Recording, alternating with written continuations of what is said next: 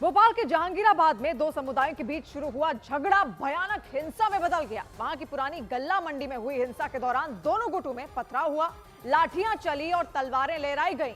Police के मुताबिक मारपीट और बवाल में 6 से ज्यादा लोग घायल हो गए। पुलिस ने बताया कि 2 दिन पहले तेज बाइक चलाने को लेकर दोनों पक्षों में लड़ाई हुई थी।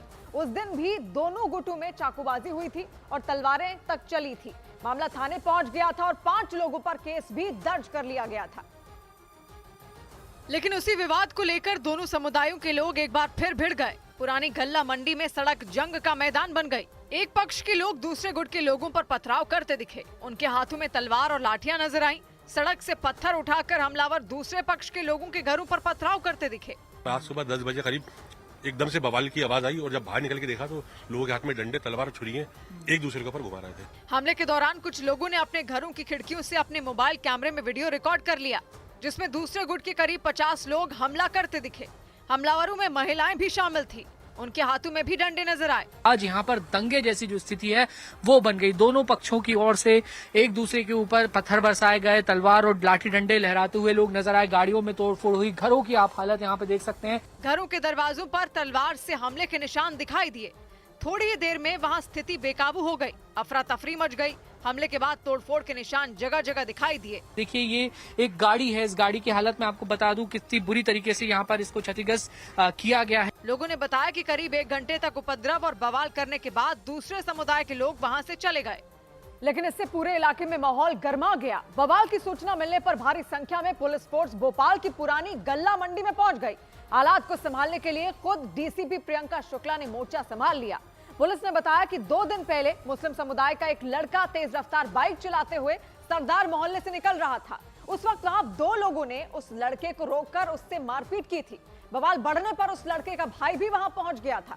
दोनों गुटों में चाकूबाजी हुई थी और उसमें सिख समुदाय का एक आदमी घायल हो गया था, जिसके बाद मामला थाने तक पहुंच गया था। भोपाल के जहांगीराबाद थाने में 5 आरोपियों पर केस दर्ज किया गया था। उसमें 3 आरोपियों को गिरफ्तार भी कर लिया गया था। 2 आरोपी फरार चल रहे थे, लेकिन पुलिस की जांच के बावजूद सरदार मोहल्ले के नाराज लोगों ने इकट्ठा होकर उस हमलावर के घर की तरफ धावा बोल दिया, जिसने चाकू से हमला किया था। लोगों ने ये बोला कि गल्ला मंडी में जितने भी मुसलमान हैं सबको खाली करवाएंगे और अब तो हम मारेंगे, जबकि लड़ाई दूसरी जगह हुई है। यहाँ की कोई बात ही नहीं थी। गल्ला मंडी में रहने वाले लोगों ने दावा किया कि सरदार मोहल्ले के लोगों के हमले में 6 लोग घायल हो गए। मेरे भाई को भी तलवार लगी है, मेरी फूफी की लड़की है उनको भी पत्थर लगा है, 4-5 लोगों को मारा है। जबकि सरदार मोहल्ले में रहने वाले लोगों ने आरोप लगाया कि हादसे की परवाह किए बिना उनके घरों के सामने से तेज रफ्तार में बाइक दौड़ाई जाती है। 2 दिन पहले भी उनके बच्चे मोहल्ले की सड़कों पर खेल रहे थे। उसी दौरान तेज रफ्तार बाइक दौड़ाते हुए मुस्लिम समुदाय का लड़का वहां से जा रहा था। हादसे के डर से उसे टोका गया तो वो भड़क गया और विवाद बढ़ गया और ऐसा बढ़ा कि वहां दंगे जैसे हालात बन गए। हालांकि हालात संभालने के लिए भोपाल की पुरानी गल्ला मंडी में 6 थानों की पुलिस फोर्स को तैनात कर दिया गया।